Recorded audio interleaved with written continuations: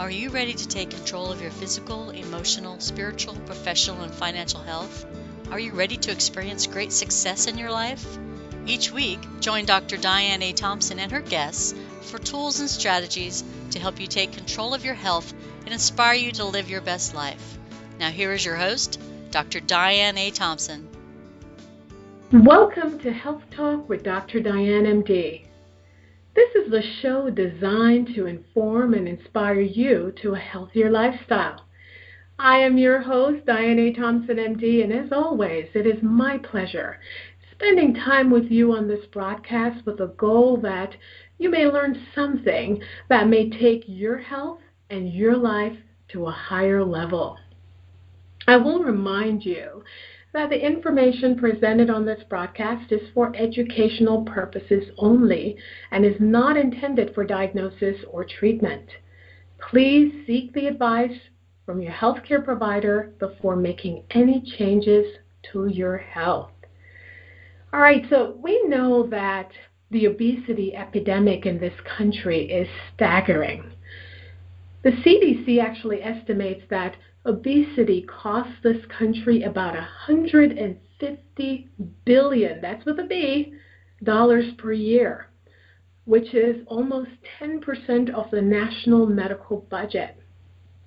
It also further estimates that about 1 in 3 adults and 1 in 6 children are obese. Obesity is a major cause of heart disease, cancer, diabetes, and death. Well, on today's show, we hope to shed some light on this problem, and we hope to look at possible solutions. And to help me do this is Robanne. Robanne is a wife, a mother of 3, a registered nurse. She's a certified hip-hop hustle instructor. She's going to have to tell me more about that. And she's also an author. She has battled eating disorders all of her life and at one point was morbidly obese. At age 37, she was facing major health issues and ended up deciding to have gastric bypass surgery. She has since lost half of her body weight. That's from 300 pounds to 150 pounds. And since losing the weight, she became certified as a hip-hop instructor. She has also wrote a book, which is called Half My Size. But even more importantly, she has committed herself to health and fitness and to showing others how to achieve their level of fitness. Robanne, welcome to the show. Hello, Dr. Diane. Thank you so much for having me. You know, as I told you before the start of the show, that I really find your journey so inspirational. Many people who struggle through this, sometimes they achieve the success and they move on with their life, but you have decided to reach back and help others. So I'm really, really inspired and impressed by that. I wonder if you can share with us some of the background about your eating disorders. I certainly can. I started out as a heavy child. I wasn't extremely overweight, but I was a thunder-sized, chunky kid, definitely overweight, but just overweight enough to be like thunder-sized and chunky, which really wasn't that big of a deal when I was a kid. But as I got into those preteen years and I figured out that thunder-sized and boys didn't really go well together, I wasn't attractive to them. I felt like the other girls were so much prettier and so much thinner, and I just didn't feel like I fit in. And what happened to me is I decided that I was going to get skinny, and I was going to be attractive, and I was going to be popular, and I was going to fit in. And I saw, for me, the way I saw doing that was to get rid of the thunder thighs, and what I decided to do was to start starving myself. And I stopped eating. I did that for pretty much all through junior high and high school. When that became too exhausting, I decided bulimia might be a little easier because then I could eat, although then I would purge and get rid of all of it. So I did that for a number of years. So, I went from a heavy child to an anorexic and a bulimic. During that process, I lost so many teeth I had to have extracted because of all the acidity of throwing up for so many years. I think I had 14 root canals as a result of doing that to my body for so long. And then, I got married, got pregnant, and I decided that I was going to eat. And I was really, really hungry. And I did. I just ate and ate and ate. And before I knew it, I was 300 pounds. And then I was stuck, very stuck. Wow. What a journey. I mean, if you think about it, many times we do talk about obesity. We don't really consider the self-esteem issues that come along with that. So it is interesting that in your journey with eating disorders that you mentioned, this occurred in the struggle. Now, what was the turning point for you when you knew you had to make a change? I mean, you're 300 pounds. There are lots of people out there walking with excess weight, and they haven't decided to make a change. What was it for you? What happened for me is not once but twice I was sent to the emergency room with a pulse over 200. The first time it was 201. The second time it was 206. And, I wasn't physically on either one of those occasions. I was just talking, doing nothing out of the ordinary. And all of a sudden, like a jackhammer trying to come through my chest. Barely could catch my breath. And when I felt that, it really scared me. But here's the crazy part is it didn't happen once. 4 months later, it happened again. And for whatever reason, I didn't want to look at it the first time. I just thought, okay, that was a fluke. That's okay. It'll move past, and, hopefully that'll never happen again. When it happened the second time, it really, really got my attention, scared me to death. And I knew at that moment I had to do something. Something had to change. And was there a conversation that went on in your head? Because, I see so many patients, so many people, things happen and they know they have to make a change, whether it's with their weight, whether it's exercise or finances or relationship. They know something happened and they have to make a change, but they don't follow through. So what is it that took you to that next level? It's very interesting you asked that. My conversation with myself happened during that second visit to the emergency room. I was in the ER room. I was laying there. They had started an IV. I was hooked up to the monitors. All this was going on. And right there in that moment, I looked around at all of these people and all these machines and all this stuff. And I'm a nurse, so it wasn't, that overwhelming in that regard. But when it's you laying there and you're in that situation, it really is pretty, it's just surreal, that whole feeling. And the thing about it is, the conversation for me was, I knew I had gotten myself there. The reason I was laying there was because I was overweight. In my mind, I knew that to be true. And I thought about my mom. My mom has been diabetic for most of her life as an adult. She's overweight. She had been overweight most of her life, didn't exercise, didn't take care of herself. And what I saw laying there when I was 37 years old, laying on that table, I thought, you are going that direction. You are headed exactly where your mom went. And my eyes popped open, and I thought, no, I am not. That is not going to happen. I didn't know exactly what I was going to do, but I knew something was going to happen, and I was going to make a change. Wow. And, as a part of your journey, one of the things you used to help you with obesity was bariatric surgery. I have to play devil's advocate. There are going to be listeners who will say, well, that was the easy way. Do you think bariatric surgery was a quick fix for you? I love that question, actually, because I hear that quite often. I've been called a cheater to my face, actually. You're a cheater. You took the easy way out. And why I like that question so much is because it gives me the opportunity to express how hard this whole process has been, both as a bariatric patient and as a nurse who's taken care of bariatric patients. I see all sides. I see the good. I see the bad. I see the compliant and the non-compliant.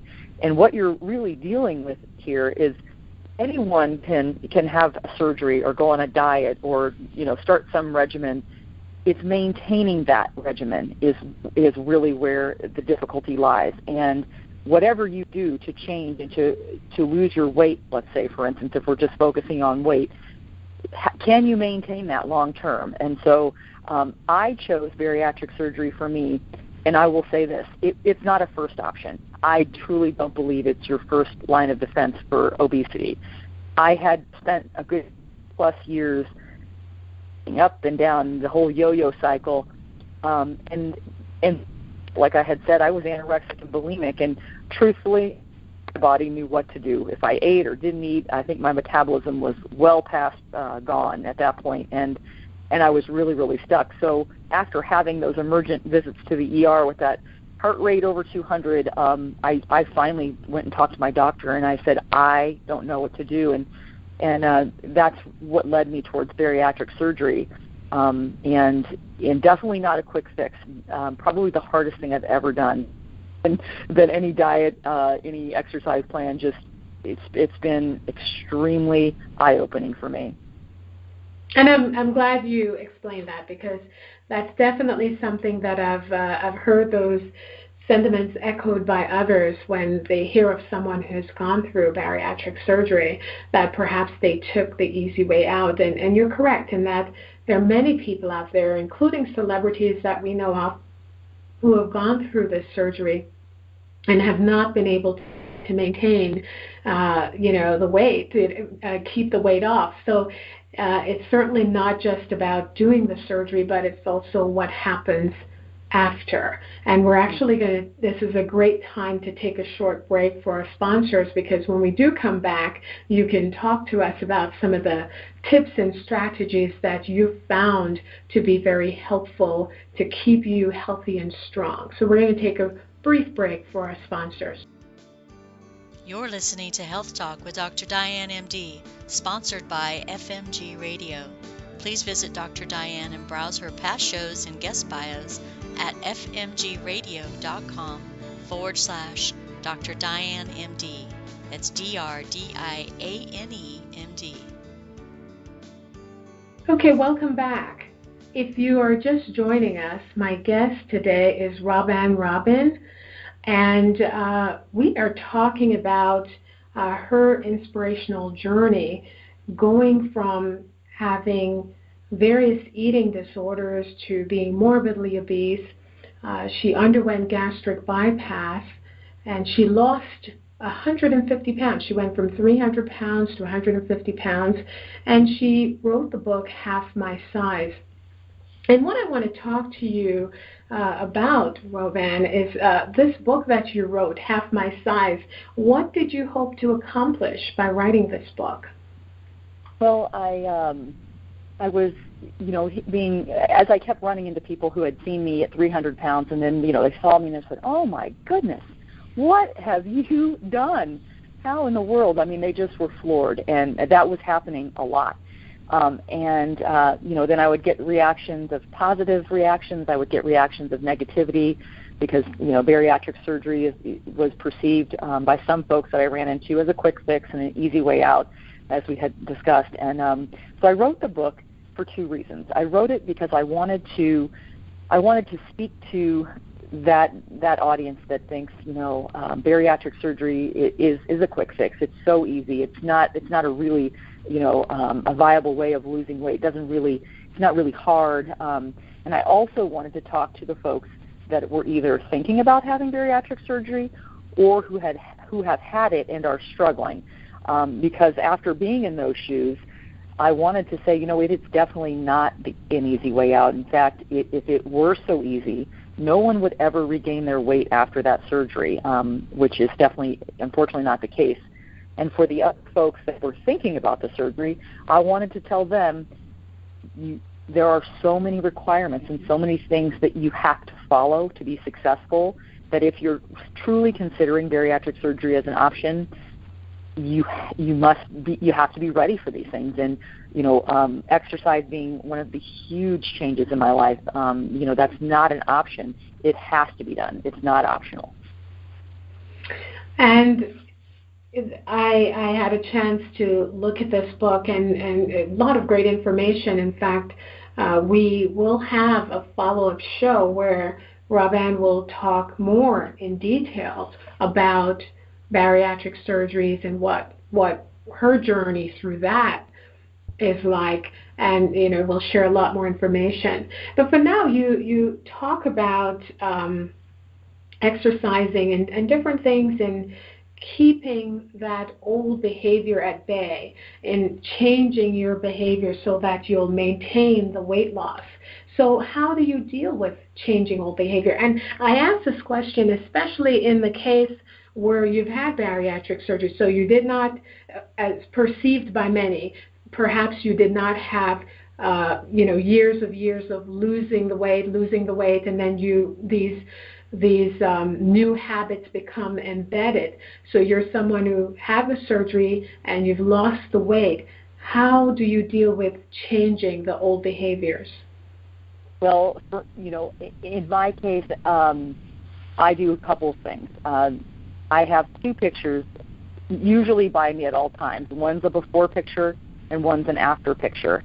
And I look at those two pictures side by side, and I know what it takes to be 300 pounds, and I know what it takes to be 150 pounds. And I ask myself a question, especially because it's usually related to food or to physical activity. I'll say, I'll talk to myself and I'll say, Robanne, what would 300-pound Robanne do in this situation? And I'll get my answer, and then I go exactly the opposite direction. So if I don't want to go to the gym, and I say, well, what would 300-pound Robanne do? She would stay home, sit on the couch, and do nothing. So what do? I get up and I go and I get my workout on. So I just do exactly the opposite of what the old me would have done prior to bariatric surgery. And I believe that is truly why I've been able to be successful. Now, I don't always feel like doing it, but that is the choice I consciously make. Regardless of how I feel about it, I do the opposite of what I used to do. And that's interesting that you say that. I wonder, I want to go back a little bit to the old Robanne. And I wonder, when you were gaining that weight, because that 300 pounds didn't come on overnight, right? And right. We see people out there that are 300 pounds, and many of us will wonder, how did you let it get to that? You see someone who's 20, 30, 40 pounds overweight, and you say, okay, I can understand that. But you're thinking, what was the thinking of old Robanne, why you allowed yourself to get to that level, especially someone in the medical field? Right. Well, during that weight gaining process, I was happily married, still am, but we were starting to have our family. I had a baby, and I gained a ton of weight. I used that first pregnancy as a hall pass to just eat. Lost a little bit of weight after the baby was born, but definitely not nearly. I think I had gained 80 pounds with that pregnancy and maybe lost 45 of that. So that was kind of the beginning. I had kind of started stacking this weight on after each pregnancy, gain a bunch of weight, lose a little bit of it, and then keep, having babies. And that was my experience. I know plenty of women who are able to just, have a healthy pregnancy and not do all of that. But in my case, I think I had starved myself and been so unhealthy with food for so long, I just found this comfort in being able to eat. And also I had a lot of emotional issues that were wrapped into that. And I will definitely say I used food to soothe and cope and get through life. I really, really did.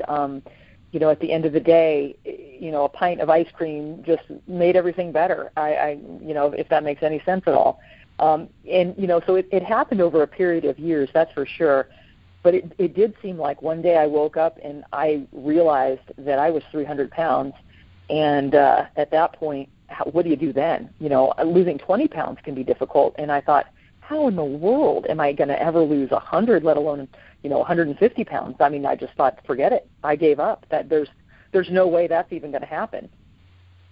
And I agree. I have so much respect for someone who will say, they dropped 50 pounds, 100 pounds, because sometimes I'm trying to lose 5, and that is a challenge. So it is certainly not an easy thing. So, hats off to to folks who have really lost the weight and kept it off. And one of the things you mentioned earlier is the importance of exercise. You wouldn't go without it now. Tell us, how important is that to you maintaining the size that you are, and the fitness? It's not even just the size, but the level of fitness that you've now achieved. It started out as, okay, I'm going to lose weight, and this is great. I started just focusing on the weight loss, and then, I had talked to my surgeon prior to bariatric surgery, and, she made me commit. You will walk a half hour a day, every day after your surgery. And I said, okay, yeah, I can do that. And so I started making those little steps. And to be honest with you, there was a point where about a month after surgery, I had lost 30 pounds, and I thought, I don't need to work out. Are you kidding me? I do not need to exercise. This weight is coming off. I don't think I really need to do that. I mean, seriously, that was my thinking. And then I had this epiphany one day that if I had the surgery and committed to doing all this, and I wasn't willing to actually make the lifestyle change, then why in the world would I have done this? Why would I have gone through with the surgery? So that exercise component, I didn't embrace it, wholeheartedly at first. And then I really realized how absolutely vital it is. And that half hour a day of walking, it took me 30 minutes to walk a mile, Dr. Diane, I kid you not, which is fine. That's a great starting place. That's where I was. I'm certainly not going to give I'm not going to give Usain Bolt a run for his money, but if I needed to run a 7-minute mile, I could do that today. And that's the crazy part. What started out as just let's get some weight off and get healthy turned into this complete transformation into fitness. And it's actually blowing my mind still to this day that you can be as out of shape, barely able to walk up the stairs in your house like I was, to someone who is extremely fit and active and, can outrun pretty much anybody I know.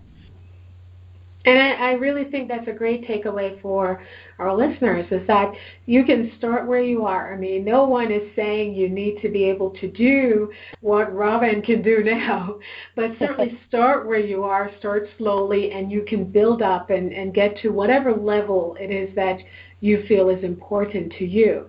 One of the interesting things is that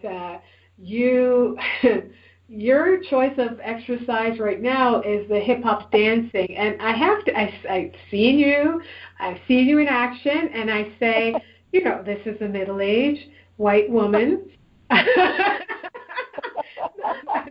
Hip-hop did not come to mind when I saw you, but you're actually pretty good at it. And I wonder, how the heck did you get involved with that? Oh, that's awesome. Yeah, no, I cracks me up, too, because you couldn't have told me that underneath that 300-pound exterior was a middle-aged white woman ready to rock some hip-hop. And, here's what I challenged myself to do when my surgeon said, you got to walk, you got to exercise. I thought, well, I got to exercise, so what am I going to do? And I kind of was like, I can't do that. And then I said to myself, how do you know what you can do? You haven't exercised in a decade, sister, so go check some things out and see what you want to do. And I kind of accidentally walked into a hip-hop dance class, and I thought, the music is awesome. These girls are moving. This looks really fun. And I stayed. And I kind of never left since that happened, and, got certified to teach hip-hop about a year and a half ago. I've been teaching it ever since, and it is an absolute blast. And one of the feelings I have about exercise is it doesn't have to be horrible. I want to go. Every time there's a hip-hop dance class, whether I'm teaching it or taking it, I want to be there. And for me, that is so key. I mean, how many times have we all hauled off on some exercise program and we dread it and we don't want to do it and, I'm never going back and that sort of thing. I really, really wanted to find something that I enjoyed doing, and it's almost like I don't even feel like I'm exercising like that. I feel like I'm exercising, but I'm not looking at the clock and hoping it's over. I want the class to be longer, and that's the miracle for me. And so hip-hop dance, you never know what you're going to like until you try a few things. And even though I'm completely loving the hip hop, I still try at least every other month to step out of my comfort zone and go take something I've never tried. And that's how I kind of keep it fresh, keep it real, and I totally enjoy the hip hop. That's not going anywhere. I'm going to be 100 in hip hopping, I'll tell you right now. But it's just been an eye-opening experience. So anyone who, I don't think I can do that, you don't know. Go try it. Excellent. I mean, I think you touched on something that's key right there is A, step out of your comfort zone. But also, if you find something that you actually enjoy doing, I know someone, for example, that has taken up dancing. She's in her 50s and she's taken up dancing, and that is what she's used to keep her healthy and fit. And this is because she really likes the dancing, So find something that you actually enjoy, and you won't know if you enjoy it unless you step out of your comfort zone. Now, you recently attended the Obesity Action Coalition and Obesity Help National Conferences. Talk to us a little bit about that. What is the whole idea? How are you involved in that, and what's next for you?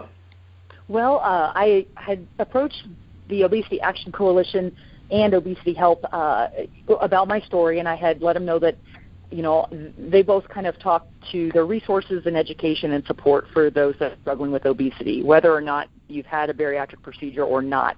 They're there to support that community to help folks that are somewhere along that path. So I approached them with my story, and I also mentioned that I teach hip hop dance if they had an exercise agenda that they were putting together, and it just so happened that both of them were putting together their exercise program, and we're looking for something a little different, and that's kind of how it became a good fit. So I went to Phoenix, Arizona in August for the Obesity Action Coalition conference, and I taught hip hop dance there for 2 different classes. It was an amazing experience, really great time. Then I got to do basically the same thing in California just last month, and I was able to teach hip hop at the Obesity Help Conference, and it was phenomenal. And the cool thing about it is I was able to not only teach the class, but like you had said earlier, start where you are. So if this is a new experience for you and your knees are bad and you need to modify the exercise so that you can do it, that's what we did. We modified it for the beginner, the intermediate, the advanced, and anyone in the room was able to participate, at their level. And that's one of the really cool things about those conferences. I was able to do that. What's coming up next for me? I've got a few things that I'm working on, getting my stuff set up for this coming year. I'm super excited. One of the big things I'll be doing is I am currently working on organizing a walk from obesity for Indianapolis, which is the area that I live in. Indianapolis, Indiana as a state in general, we have a pretty high obesity rate. We're working on turning that around, and one of the things I'm helping to organize is a national walk from obesity for our state. I'm partnering with some organizations, currently getting sponsorship and kind of getting all that stuff together because it's a completely volunteer endeavor, and so it's going to be a big one. We don't have a date yet, but it will be in 2014, probably towards the springtime, and I'll be looking forward to updating you on that when we have all that set. Additionally, I'll be going over to some other conferences. The Obesity Action folks will be doing their next conference in Orlando, Florida. Cool. And that'll be next September, so we've got a little ways on that, but hoping to be a part of their conference as well as Obesity Help's next conference. And then finally, I'll be doing a lot of work with the YMCA, both here in Indianapolis, but also on a national scale with YUSA. I will be partaking in some activities for them that promote wellness and fitness and giving back and volunteering and helping, especially children. That's kind of where my focus is really going. I want to motivate children to exercise and get active now. So I hope that they never have to get to a point where I was, where gastric bypass surgery is an option. I hope that they can find their healthy patterns early in life and stay fit and healthy from the get-go. So that's kind of a lot, but that's kind of what's brewing for me, and I'm really excited about this year. It's going to be awesome. That's great. And we're in The last couple of minutes of the show, I love to leave our listeners with a tip, something tangible they can work with. So for someone who's struggling with obesity, who's really finding this process daunting, what would you've been through it, you're still on your journey every day, what's the first thing that you would recommend that this person do in order to finally get on the right track of losing weight? Well, you had asked me earlier in the interview about that conversation that I had with myself. And the best thing anyone can do for themselves is have that honest conversation. And if you were like I was, and you're morbidly obese, and you need a way out, and you don't have that, you need to honestly ask yourself a question. If you're willing to keep going the way you're going and get those results, then keep going. But if you're not happy and you want to make a change, then you have to change. You have to do something different than what you're currently doing. That started for me with that honest conversation. I was aided by the fact that it was a stressful situation and emergent. But I really think you have to get honest with yourself. And then once you know your answer, you want to lose weight, now you need to take it to a professional. You need to go to your doctor and you need to put it all on the table. There's no more sugarcoating it. There's no more sitting around saying, okay, thanks, doc. No, you need to go to their office and you need to cry. And you need to tell them, I'm stuck. I don't know what to do. What should I do? And just be vulnerable. It's okay. Take that risk. That's exactly what I did. That's what got me on the path that I'm on. And so it starts with honesty. I like that. So be honest with yourself, have that conversation, and go get some help. So thank you so much, Robanne, for being on the show. How can our listeners get a hold of you and also get a hold of your book? Oh, awesome. Well, thank you for having me, Dr. Diane. It's been a pleasure. I do have a website. It's getyourstrongon.net, and I'm also on Twitter and Facebook. And one of the best things listeners can do is go to YouTube and pull up the video that I made. It's called My Road to Strong. And if you can pull up that video, My Road to Strong, you'll see a picture of a before and after lady. That's me. Click on that, and you will see my story in a nutshell. It does mention my book, which is available on Amazon. It's called Half My Size. You can get it there, and you can also get it on my website. But that video, I made it. I want to share it with anyone who needs a shred of hope and who wants to make a change. That video will inspire you that you can make a change. Yeah, I saw the video, and it is inspirational, and I do recommend people check it out. They will not believe that the before and after is the same person. And maybe it's really not the same person, right? Because you have to become someone different to do what you've done. So this is wonderful. Congratulations so much. And for our listeners, again, remember the book is called Half My Size. I'll make sure that the link is also on my Facebook page, which is facebook.com/Dr. Diane A. Thompson. And I will leave you guys with this quote of the week. It's a quote by Benjamin Franklin, and it says, when the well is dry, we know the worth of the water. And it basically suggests what I say to you each week, which is your health is your wealth. And many times we don't know the value of it until we've lost it. So your job is to do something healthy this week. Maybe this is the week you need to have that conversation with yourself and be honest with yourself and seek some help, as Robanne suggested. Until I see you guys next week, please take care of yourself. And Robanne, thank you again for coming on the show. My pleasure. Thank you, Dr. Diane. Take care, everyone. You've been listening to Health Talk with Dr. Diane, MD. For show replays and full guest bios, please be sure to visit fmgradio.com/Dr. Diane, MD. That's DRDIANE, MD.